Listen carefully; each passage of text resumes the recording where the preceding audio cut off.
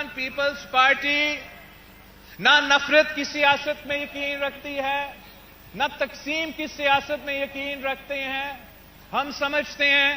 کہ اگر ہم نے مسائل کا حل نکالنے ہیں تو ہمیں سب مل کر ان مسائل کا حل نکالنا پڑے گا۔ ہم سمجھتے ہیں کہ اگر نوجوانوں کو موقع فراہم کیا جاتا ہے تو نوجوان خود بخود ڈیلیور کر سکتے ہیں۔ لوگ کراچی کے نوجوان کے بارے میں،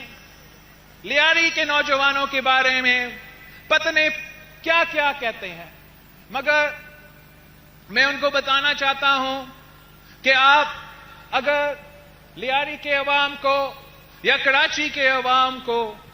ان کو اپنا تعلیم کا حق دلوائیں گے، صحت کا حق دلوائیں گے، کھیل کا حق دلوائیں گے، ان کو پازیٹو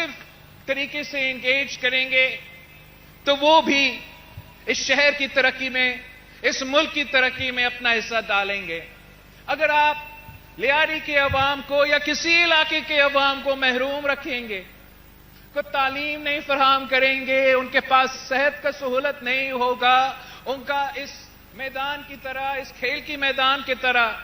کوئی ایسا پازیٹو جگہ نہیں ہوگا جہاں وہ کنٹریبیوٹ کر سکیں گے،